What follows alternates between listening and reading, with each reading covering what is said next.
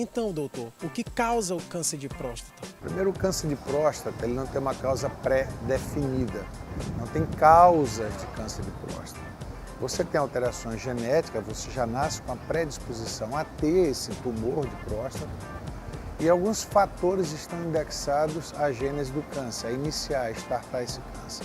O fator mais preponderante hoje em dia, o mais discutido e talvez o mais próximo da verdade, seja a alta ingestão de gordura na dieta. Sabe que a população norte-americana que faz a ingesta de maior quantidade de gorduras com os fast foods, com as frituras, tem também uma incidência e prevalência maior do mundo em relação ao câncer de próstata. E as dietas orientais, à base de frutos do mar, à base de vegetais, tem uma incidência menor em todo o mundo em termos de incidência e prevalência. Então, por indexação, se tem achado que a gordura seja o único fator que possa estar ativando esses genes, em torno de 14 a 19 genes, que são os genes que vão iniciar a transformação neoplásica ou daquelas células intraprostáticas, para aí sim começar o câncer de próstata. O cigarro tentou ser muito tempo e tenta-se culpar o cigarro na gênese do câncer de próstata. Nós ainda não temos uma definição concreta. Remédios não causam câncer de próstata, sol não causa câncer de próstata, pouca relação sexual ou muita relação sexual não causa câncer de próstata. Doenças sexualmente transmissíveis, tanto atuais como no passado, como gonorreia, como uretrites, como sífilis, não causam o câncer de próstata, muito menos o vírus do HPV, que causa condiloma acuminado, que predispõe ou talvez seja um dos fatores de iniciar o câncer de pênis. Mas o de próstata, até hoje, de todos os fatores elencados, todos os fatores que estão sendo pesquisados, a ingestão alta de gordura seja o que ainda vigora com bastante força. Então, hoje, em termos de atividade física, ingerir baixa quantidade de gordura e manter uma baixa ingesta de álcool e não fumar seria a orientação principal para que você não acenda aquele gene que vai predispor à formação de um câncer na próstata. Então, doutor, quais são os tipos de câncer de próstata? 99% da próstata ela é formada por glândulas. E todas as glândulas iniciam com um tipo específico chamado de adenocarcinoma.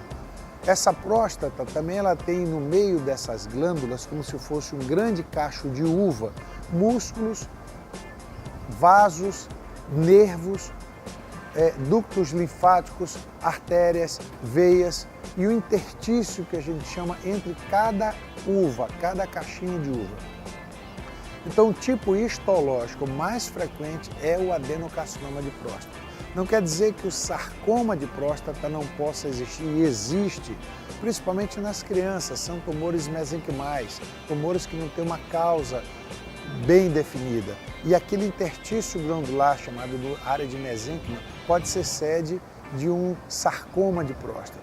Os tumores epidermoides não frequentam a próstata.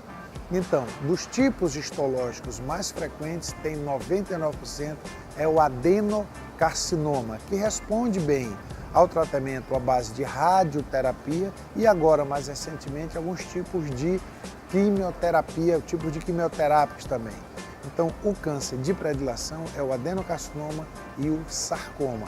Lógico que o sarcoma é menos de 1% da frequência e ele é mais insidioso na criança e no adolescente bem jovem. Então, doutor, gostaria de saber se homens jovens podem ter câncer de próstata. Homens jovens podem ter o câncer de próstata, mas que idade é esse jovem? A gente sabe que a próstata cresce até os 9 anos, depois para, depois volta a crescer, depois dos 20 até os 30, para. E ela começa a amadurecer até os 40 em termos de conformação epitelial.